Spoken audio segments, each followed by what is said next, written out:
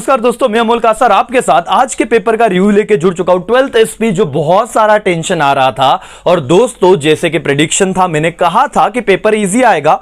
अब अल्दो कि ये एसपी का पेपर था तो यहां पे वर्ड टू वर्ड हम नहीं एक्सपेक्ट कर सकते कि एज इट इज याद आए, बट ऐसे भी नहीं हुआ कि आपको कुछ भी नहीं लिखते आएगा। सर सीधा मैं मेन क्वेश्चन पे आता हूं जहां पे हमको टेंशन था, क्वेश्चन नंबर 8। और जैसे मैंने कहा था कि शेयर्स को अच्छे से करके जाना, explain the provision of companies act के पहले ऊपर जो सवाल आया था, what is preference share and explain its types, खत्म मालिक।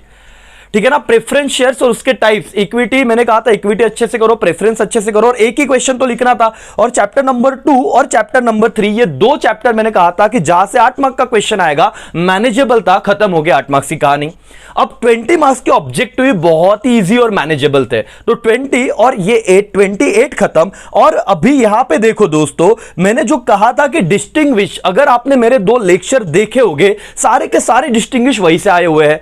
आप देखो fix capital versus working capital का तो अलग से एक लेक्चर बनाया था सेपरेट, डिस्टिंग्विश का 4 में से 4 ये done. Transfer of and transmission of share अलग से डिस्टिंग्विश था, जिन्होंने देखा वो शायद कमेंट करके बता सकते हैं अभी। और डीमटेरियलाइजेशन एंड रीमटेरियलाइजेशन ये 3 क्वेश्चन भी आप कर लेते तो भी 12 में से 12 मार्क्स डन है। तो 20 ऑब्जेक्टिव हो गए, 8 मार्क्स का बड़ा क्वेश्चन जो मैंने कहा था वहीं से आया, डिस्टिंग्विश भी वहीं से आया, तो 40 मार्क्स तो डन हो गए सर। लेटर्स की बात करूं, देखो यहां पे अब डिपॉजिटरी सिस्टम रिवीजन लेक्चर था सर, इसका भी रिवीजन लेक्चर था सर। तो अगर आपने ये 2 लेक्चर किए तो ये भी अपने चैप्टर मतलब अपने रिवीजन लेक्चर्स में से ही आया हुआ क्वेश्चन है, 8 मार्क्स यहां पे done. Justify again share certificate से रिलेटेड क्वेश्चन आया है। डिविडेंड अनपेड डिविडेंड जो रिवीजन लेक्चर था वहां से क्वेश्चन आया हुआ है। अगेन ये चैप्टर नंबर 11-12 से वहां से क्वेश्चन आया और तीनों पे रिवीजन लेक्चर था।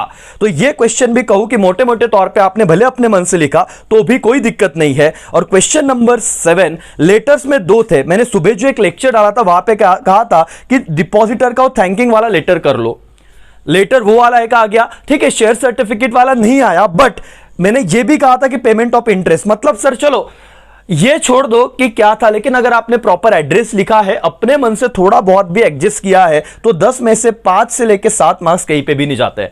ओवरऑल सर कितना आप वेट मतलब ना कि स्टार दोगे तो आई थिंक सो 7-8 स्टार मिलना चाहिए। बहुत ज्यादा इजी भी पेपर नहीं था, बट हाँ ओसीएम जैसे मैं नहीं कह सकता कि यहां पे आपने पूरा एज इट इज उसे लिखा होगा, बट अगेन एसपी का पेपर था, जाने से पहले बहुत ही लगी पड़ी थी। बट जैसे मैं आपको ऑब्जेक्टिव्स भी दिखाना चाहूंगा, ये case study based question again manageable, 6 में से 6 मार्क्स मिलने ही चाहिए मालिक। यहां से issue of share, rate of dividend, उसके बाद ओवरड्राफ्ट क्या होता है, डिपॉजिटरी सिस्टम डीपी, ये 4 तो आसानी थे। बाकी किसने इसॉप ईएसपीएस लिखा होगा तो भी चलेगा। मेरे सारे लेक्चर जिसने देखे होंगे चैप्टर नंबर 3 के, जो मैंने ऐप पे ओपन करके दिया, तो भी फायदा ही है सर। मैनेजेबल पेपर था पूरा, डिस्टिंग्विश में तो क्या ही बताओ, सब सिंपल था। अब आपका एसपी डन हो गया बेटा, 6 मार्क्स मिलेगा। और मैं आंसर भी नहीं बताऊंगा, क्यों बताऊं सर, पेपर हो गया है खत्म। अब अपने को नेक्स्ट टारगेट जाना, दैट इज इकोनॉमिक्स, मैथ्स वाला है तो मैथ्स और अकाउंट्स कैसे पढ़ना है, थोड़ी ही देर में स्ट्रैटेजी लेके मैं आऊंगा। और अब तक आपको फायदा हो रहा है हर स्ट्रैटेजी का, मेरे वीडियो लेक्चर्स का जो आपको दिए थे, आगे भी होते रहेगा। चैनल से जुड़े रहे, अपने सारे दोस्तों के साथ शेयर कीजिए। एंड चलो 3 पेपर डन हो चुके हैं, अब रहे 3, है ना, फाड़ देंगे अपन, टेंशन मत लो। और मुझे आप पे भरोसा है, आप अच्छा करोगे। बाय बाय, टेक केयर, जय हिंद, जय भारत।